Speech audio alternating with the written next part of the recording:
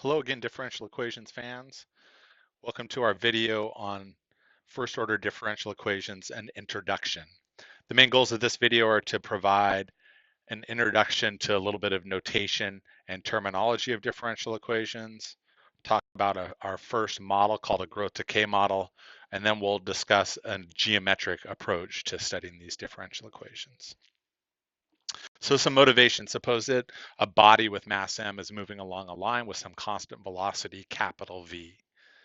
And then say at time equals 0, a resistive force acts on the body with a force F that's proportional to the current velocity of the body. As you can imagine, if we apply a resistive force, the velocity is going to slow down. And in this case, we seek a description of how that velocity acts as a function of time. So in this case, we'll go ahead and use Newton's second law to derive a differential equation model for this situation. Newton's second law, of course, tells us that the mass times the acceleration of a body is equal to the sum of all its forces. And in this case, we take the mass times the acceleration to be mass times the derivative of the velocity. And the only force is this resistive force minus kV. So equating those two, mass times acceleration equals the sum of the forces, we find a first order differential equation for the unknown velocity v, and that differential equation is mv prime equals minus k times v.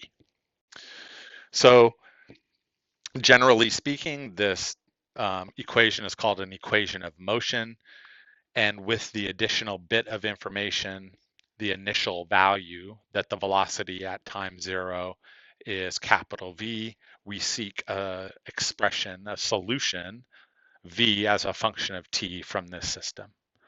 A little bit more about the terminology I've mentioned. A differential equation is an equation involving one or more derivatives of some unknown function. Of course, in this case, the unknown function is v of t. And a first order initial value problem is a first order differential equation together with one known value of the unknown function. A few other examples of differential equations. A few other examples of differential equations include the four I've listed here. Of course, there are many more. I'll point out that these differential equations all have unknown functions. The first, the pendulum equation, the unknown function is theta, which is a function of t. The second, the heating and cooling equation, we'll call this Newton's law of heating or cooling. Capital T, the temperature, turns out to be the unknown function. In the third, a model of the charge in an RC circuit, Q, a function of T, is the unknown function. And the fourth, the logistic equation, capital P, is the unknown function. It's quick to identify the unknown function because those are the functions that involve a derivative. So these are all differential equations involving one or more derivatives of some unknown function. Of course, they all have an order. We identify the order as the highest derivative present in the differential equation. So the pendulum equation is a second order equation, whereas the rest are first order equations. And finally, all of these equations have parameters or different constants in the problem. Parameters in the last differential equation were m, the mass of the body, and k, the constant of proportionality in the force. For instance, in the logistic equation, the constants or parameters are r and capital K. As you can see here, unlike the moving body problem, we have not explicitly written our differential equations as being explicit functions of time. That's sort of common. We'll see that it's common to just write p prime instead of p prime of t, where it's understood that the independent variable is a function or is t. The normal form of a first order differential equation is x prime is some function of t and possibly x itself. We say that a function is a solution if that function is differentiable on some interval I, which when substituted into the first order differential equation reduces that equation to an identity. So I'll often say a function is a solution if, when you plug it in, it works. So we'll see some examples of solutions during class tomorrow. A function is a solution of an initial value problem if it satisfies the differential equation and satisfies the initial value. So when you plug in the special time t naught, you had better pop out x naught. And to identify the interval I of existence for an initial value problem, it's the largest time interval on which the function is a solution, differentiable, of course, that encloses that initial time value, t naught. So we'll see examples of that too. I'll point out that some differential equations that might look similar have very different solutions. So here are examples of two initial value problems. X prime is 1 minus x squared, x of 0 is 0, and y prime is 1 plus y squared, where y of 0 is 0. The first has a solution that can be written as a quotient of exponentials with interval of existence all real numbers. The second has a solution that can be expressed as a tangent function. And of course, the tangent function is only continuous, much less differentiable from minus pi over 2 to pi over 2. There are other intervals on which the tangent function is also differentiable, but this one is the only one that encloses that initial time of 0. Okay, so again, these are first order differential equations, and we'll see more on how to solve these when we start discussing our methods of solution. So go ahead and talk about the first model we can solve, called a growth decay model. And here is the statement of the model. We assume that a radioactive substance decays with a rate proportional to the current amount of substance. And we'll go ahead and derive a differential equation model for the total amount of substance, call that x of t. Now, just like in calculus, there are a couple of key words here that we can use to derive a model. The first keyword is rate, or rate of change. And just like in calculus, when I say rate, you say derivative.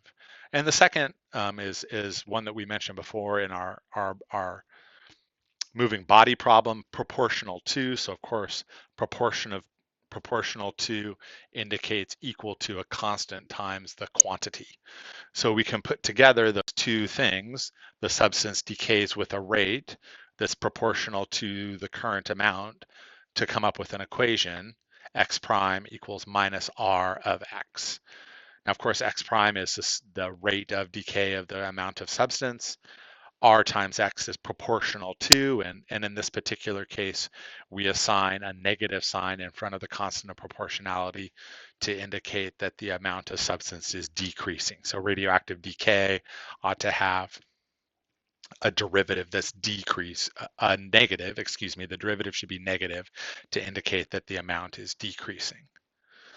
Okay, so the general solution of this decay equation is x of t equals some constant c times e to the minus rt. So to see that this is a solution, we'll start by rewriting the differential equation instead as x prime plus rx equals 0. Now, when x of t is a constant times an exponential, x prime is minus r. That's, of course, the derivative of minus rt times c times e to the minus rt, just using the chain rule. And when we plug in those expressions for x prime and rx, we can see that we get 0 indeed for all time. Okay, so c times e to the minus rt satisfies the differential equation. This is what it means to be a solution. When you plug it in, it works. Now, of course, the exponential function is differentiable for all values of t, so the interval on which this function is a solution will be all values of t. As you might expect, this defines a one parameter family of solutions. We sort of expect that in order to solve a first order differential equation, you have to do one antiderivative. One antiderivative ought to somehow involve one constant of integration. And in this particular case, as we'll see soon when we start talking about methods of solving these differential equations, that constant of integration comes in as a multiplicative factor, in this case, defining a one parameter family of solutions. So I plotted several of those here, a decreasing exponential. that again in this case forms a one parameter family of solutions. I haven't bothered to plot any of the exponentials in the negative half plane. In this particular case for a decay equation, we expect the amount of stuff to be positive. So we expect there to be only positive values of that solution. Now, of course, if you have an initial value problem, say that we know the amount of stuff in this decay process at time 0 is 1.5, say, grams, then we can solve for our constant C from that initial condition, x of 0 equals 1.5. So on one hand, if we plug in x of 0 to the general solution, we get e to the 0 times c, which is just c. And if we need x of 0 to be 1.5, we can just plug in c equals 1.5 to get the solution to the initial value problem, 1.5 times e to the minus rt. So here I've plotted 1.5 times e to the minus rt for a given r value. I think I used 2, but that's not really so important. And you can see that it goes through 1.5 when t is equal to 0. As an example of a decay process, we'll go ahead and solve this half-life problem. So we encounter a scenario where after a nuclear reaction, the area surrounding that reaction had 100 times the amount of radioactive cobalt acceptable for habitation. The half-life of radioactive cobalt is 5.3 years, and we seek to know, in this case, how long until the amount has decayed to an acceptable amount. Now, in this problem, we have sort of a new wrinkle that we're given the half-life as 5.3 years. So we'll start by writing down a differential equation model for exponential decay. We know that model is x prime equals minus rx. We know the general solution is x of t equals c times e to the minus rt. And if we assume that the amount at time 0 is some unknown amount, x naught, just like we did with 1.5 before, we can solve the initial value problem to be x naught times e to the minus rt. Now, of course, this half-life question is a new wrinkle, like I mentioned. So the half-life of a decaying substance is the amount of time. Half-life is an amount of time. As you can see in this case, it's 5.3 years until half as much is left. So on one hand, if we plug in 5.3 to our differential equation, to the solution of our differential equation, we should end up with half as much as we started with. On the other hand, if we plug in 5.3 years to the solution of the initial value problem, we should have x naught times e to the minus 5.3 times r. Now that's an equation that we can solve for r, and just using properties of logarithms, we can express r as 1 over 5.3 times the natural log of 2. Now, we're interested in knowing how long until the amount of cobalt has decreased by a factor of 100. So we seek an unknown time t until the amount has decreased by a factor of 100. Sorry about the typo there. So on one hand, we have x of t of that capital T ought to be x naught over 100. On the other hand, if we plug in t to our solution of our initial value problem, we should get x naught times e to the minus r times capital T. We can similarly use properties of logarithms to solve for capital T, and in this case, that solution is 5.3 times a quotient of logarithms, ln 100 divided by ln of 2. And if you use your calculator to find an expression for that, it turns out to be about 35 years. Okay, so the last thing we'll talk about in this video is a geometric approach to identifying solutions of differential equations graphically.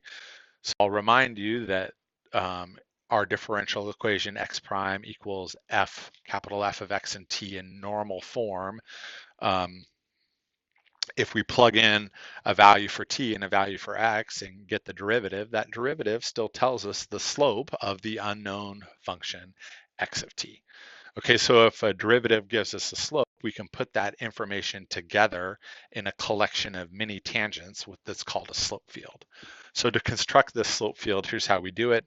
We evaluate this function capital F for various values of t and x. We'll draw some mini tangents, some slopes of those appropriate lines, and then we'll connect the dots or connect the mini tangents to get at least a graphical understanding of the solution. Okay, so here's an example of a first order differential equation. X prime equals negative x plus 2t. So you could, for example, imagine plugging in x equals 0 and t equals 0. And if we plug in x equals 0, t equals 0, we find that the slope at 0, 0 is 0. Similarly, if we plug in x equals 0 and t equals 1, we would find that 0 plus 2 times 1 is 2. So the slope x prime at t equals 1 and x equals 0 is 2. And you can do this throughout the tx plane and come up with a bunch of different slopes. And when you do that, you get a bunch of different slopes that look like this. And you can see here the slope at t equals 0, x equals 0 is 0 or flat.